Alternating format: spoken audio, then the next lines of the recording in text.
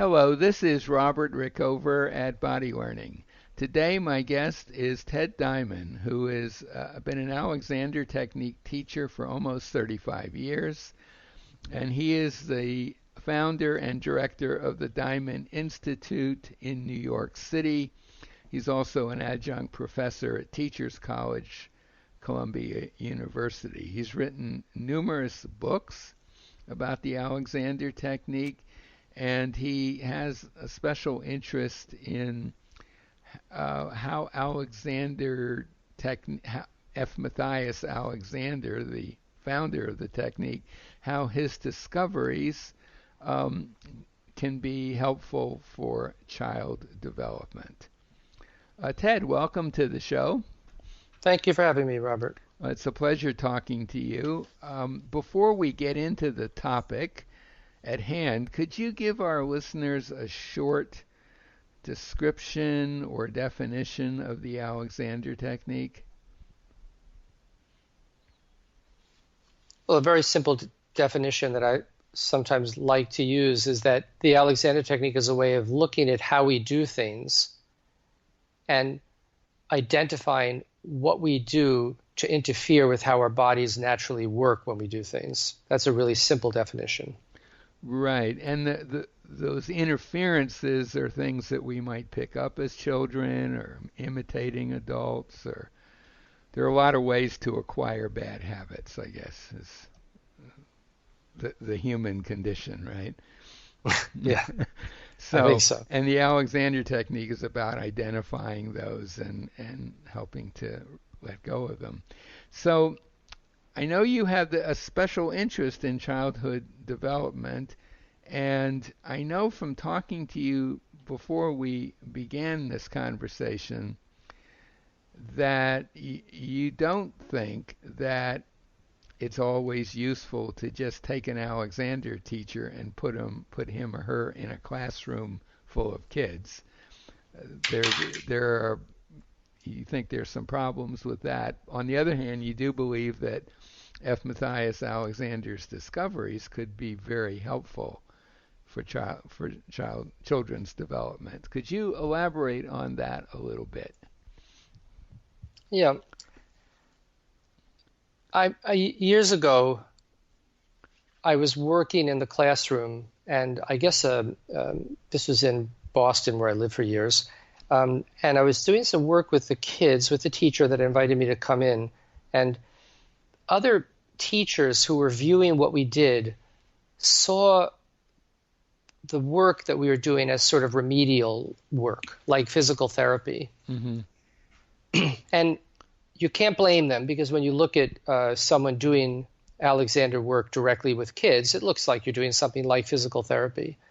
Mm-hmm. And the problem with this is if you're trying to introduce the real meat of Alexander's work into the classroom, it needs more than practitioners who go into the classroom because they're seen as remedial kind of therapists. So part of what I got interested in early on was to find ways of not only working directly with kids, because that's of course important, but also of introducing the ideas behind Alexander's work into our understanding of child development. So we're not just bringing teachers into the classroom to help kids who have problems, but introducing the ideas at a more essential level to look at how the child's use is, in fact, an essential part of their development.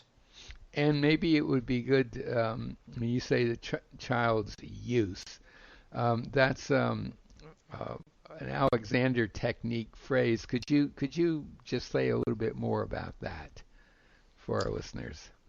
Well, in the same way that we recognize that a child functions cognitively or has an emotional life, and now recognize that those are important aspects of a child's development, a child also has a sensory motor system, and everything the child does, it brings that sensory motor system to bear. And when I use that sort of that lingo use, it really refers to the working of the child's sensory motor system in all his or her activities.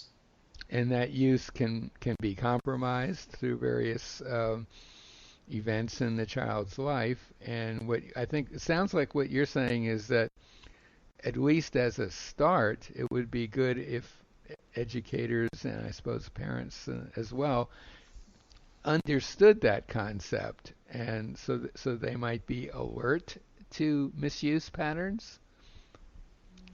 Yeah, Would that be a fair statement? yeah, because for the most part, particularly with normal children, we all, particularly mothers, but we all recognize that kids use themselves, that they're very active, they're motor creatures, particularly in early childhood. You see kids just they learn and explore the world through movement. Mm-hmm. And yet we don't recognize that in a sense as a legitimate aspect of child development. I mean, even in Piaget or other cognitive theories, the motor aspect of functioning is seen as a kind of vehicle for learning, not as a thing in its own right. And one thing that I'm trying to do is to identify how that system works as an actual, tangible, meaningful aspect of child development. So, would another way of saying that be that most people sort of take that part of what children do for granted? Yes. And don't Yeah. really take a closer look at is it being done well or not so well? Yeah, exactly. It's unless your child is exhibiting symptoms that we would consider to be clinically abnormal, for the most part, we ignore this aspect of functioning. Right, and yet the vast majority of children are having trouble with this area. Mm-hmm. The vast majority. So, if the solution is not to simply bring Alexander teachers into the classroom, what do you see as the best way to bring about awareness of this and create resources to help children? Well, one approach I've had, which I just think has been sort of not given enough attention, is sort of to introduce some of the ideas, not just bottom up in a sense, by coming directly into the classroom to work with kids or parents, or to introduce the ideas directly in the classroom, but also to work top down and introduce the ideas in the field of education. Mm-hmm. So that, if you're looking at a child's cognitive development, you don't just bring a cognitive person into the classroom to identify kids who need help, but you also train teachers and alert people in the field to the fact that there is cognition, that this is an aspect of development that needs to be studied and looked at. So that's one thing I do is, I've introduced a couple of courses at Teachers College at Columbia where I teach master's level course students, and also now have a doctoral student that we're doing research where we look at and examine this aspect of child development so that people are aware that it's there. They don't, for the most part, we're not even yet aware that it is an aspect of child development. Right. And of course, Teachers College at Columbia was also the home of John Dewey in his day. And John Dewey was a very famous American philosopher and educator who was also a student and proponent of Alexander's work. Do you find when you're approaching people there now, today, many years later, are they aware of that connection? Does it mean anything to them? What's the situation with that?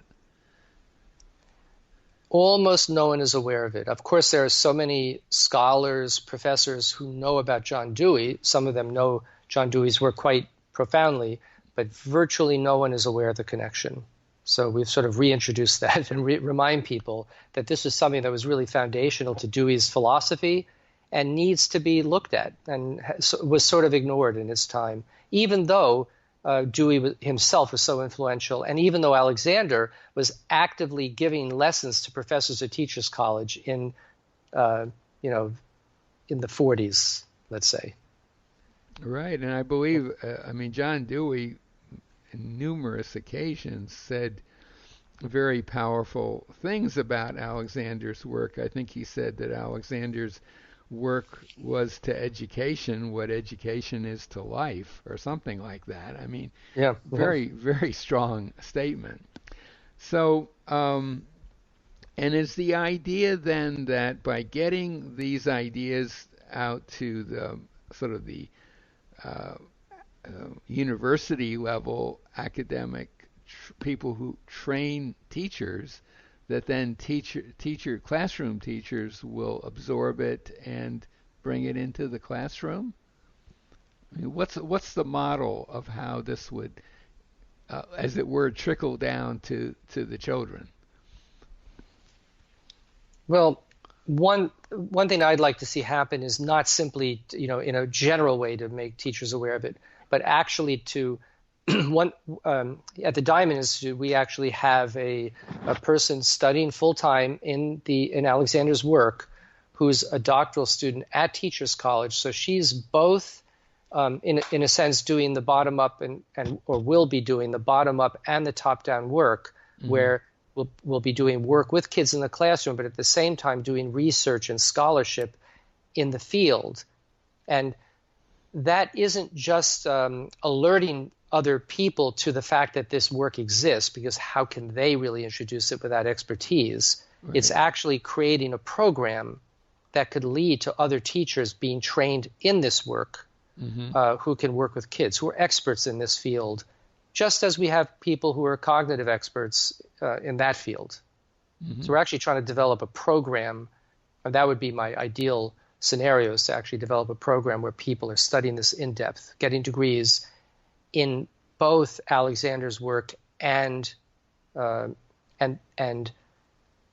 the academic level. So they're not just remedial experts coming into the classroom, but real experts in an aspect of child development that begins to get recognized as being important. Right. Well, and we've talked about use, Alexander's term use, but there are some other basic principles of his work that I believe you would argue are useful for teachers and parents and children to absorb. One is the idea of the means whereby principle, is sometimes called. Could you say a little about that and how that fits in with what you're talking about? Yeah, of course, the means whereby principle is the principle of paying attention not just to what the child is trying to accomplish, but to how they accomplish it.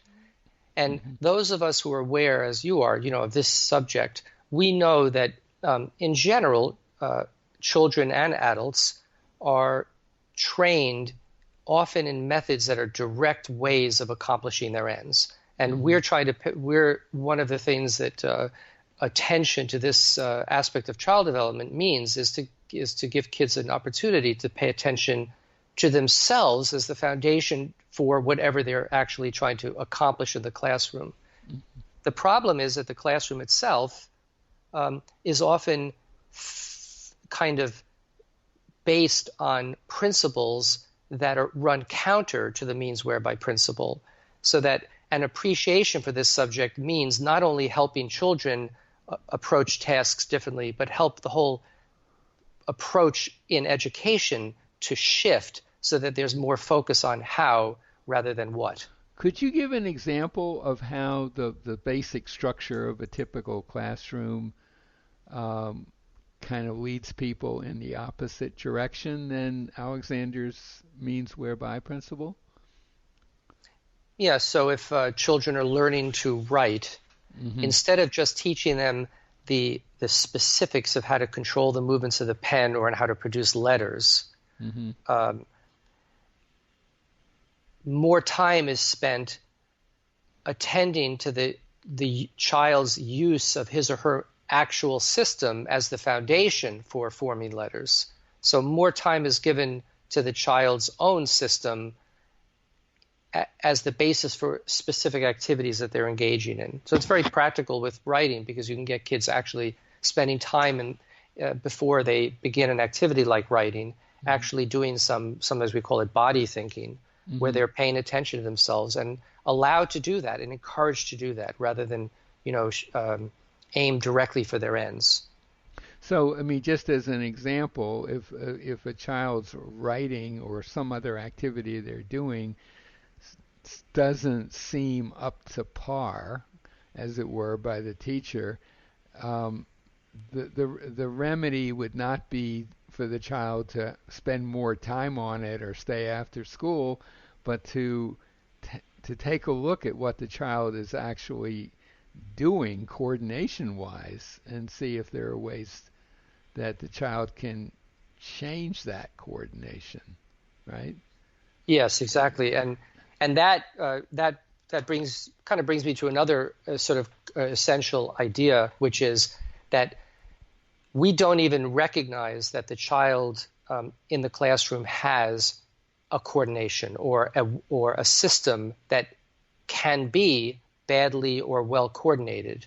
So one thing that, again, that we're studying in another part of the model that I've developed is to look at, Alexander used the word primary control, but to look at the child's actual working system to identify how it works so that even before the child is seen to have problems writing, we're looking at whether the child is well coordinated. And introducing that as a general principle in child development so that we look at all kids, including normal kids, including kids that we don't think have any specific clinical issues, to look at this and recognize that it needs to be addressed as part of normal, healthful child development. And so would you say that if everything you wanted to happen in the field of education happened, that a typical classroom teacher would have developed a bit of an eye for quality of movement and would see, oh, this kid is putting someone that is perhaps hunching their shoulders up when they go to write or tightening their necks, that kind of thing. Yes. And parents as well, hopefully, right? Yeah, and parents and because the teacher would be aware of it because because in the same way that they've let's say read about cognitive development, they've read about the child's use, the child's sensory motor, or psychophysical development. They recognize it as something that's an important that constitutes an important aspect of development. So they don't have to be experts in it, but they have to be aware that it is an important aspect of things. Yeah, and at the same time, I think there needs to be people who are experts in it, who are either consultants or are helping to shape curriculum and look at look at the way the curriculum is put together and the way the kids are taught. Mm-hmm. And again, we don't have any of that happening. And one thing I want to mention about that is that when you just introduce Alexander principles into the classroom, none of this happens because, as I said earlier, the public or other teachers or the educators would see this as just remedial. What I think we need to do is to identify first and foremost the discoveries that the principles are based on, so that we recognize that there's an aspect of development that needs to be addressed, and then we care about the principles. Mm-hmm. Otherwise, the principles are just seen as something that we might use here and there because they're needed, rather than recognizing an aspect of child development that's crucial. And the funny thing is that a lot of in the educational field, a lot of mothers, I mentioned earlier, a lot of mothers are very intuitively aware of this because they know that their kids are moving machines. They learn by moving, and this is really foundational to early childhood.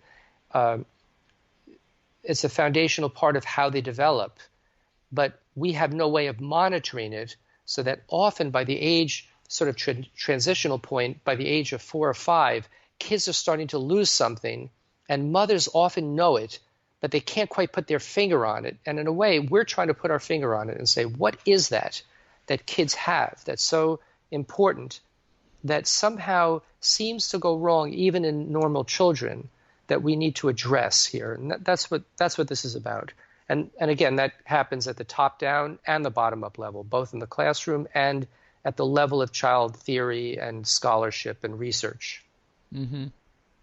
I'm thinking of, as an example, and in one of Alexander's books, he talks about uh, parents looking for a nanny for their children, and they look around and find the cheapest one they can get. They don't necessarily pay any attention to how that person uses their own body, their own physical mechanism. And of course, the child, if back in those days, I guess children were spent a lot of time with their nannies and would obviously pick up habits of posture and movement from them. And I think today people are much more picky about caretakers in terms of criminal records and that kind of thing. But I'm not sure that today that idea of how does the caretaker sit, stand, and move they don't really necessarily take that into account. And I think that's just an example of not being aware of what it is that brings about the deterioration you were talking about. Yeah, absolutely. I mean, you wouldn't, yeah, yeah. yeah, you wouldn't have a child. You wouldn't want someone caring for your children who doesn't engage them in discussion and perhaps can't read to them, or you'd Right. want them to be, be literate and thoughtful, or be sensitive to how the child learns, emotionally sensitive. And yet, when it comes to this subject, we're pretty much, just unaware of it. Really, pretty much completely unaware of it in my experience. Yeah. We're getting kind of towards the end of our time frame here. Is there anything you'd like to add that we haven't talked about?